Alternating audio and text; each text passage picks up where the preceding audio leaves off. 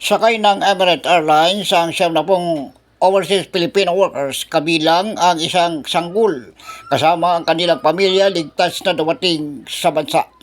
Mula ang mga ito sa United Arab Emirates dahil sa tumitinding tensyon sa Middle East. Lulan ng mga overseas Filipino workers ng Emirates Airlines Flight AK366 dakong alas 9:40 ng gabi nang lumapag sa Ninoy Aquino International Airport, Terminal 3, Marso 8 taong 2026. Ayon kay Migrant Worker Secretary Hans Leo Kakdak, 33 sa mga overseas Filipino worker ang humiling ng repatriation habang na-stranded lamang ang iba dahil sa problema sa flight. Kabilang sa mga pinakabatang napauwi ay isang sanggol na isang buwang gulang pa lamang na isang dependent ng isa sa mga OFW.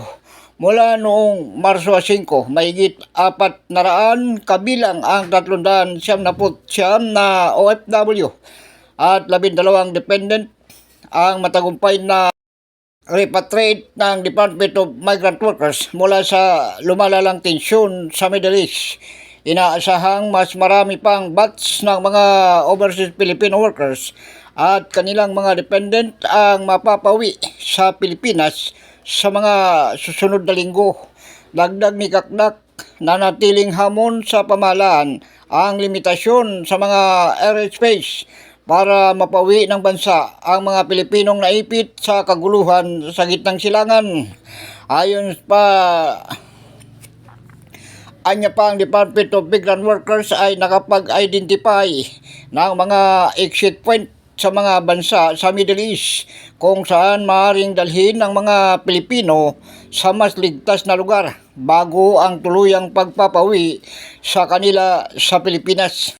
Ayon sa kalihim, ito'y tulad ng mga land crossings dahil nanatili umanong sarado o limitado sa 8 bansa ang operasyon sa mga airspace at paliparan sa Middle East dahil sa lumalalang tensyon sa pagitan ng US, Israel at bansang Iran.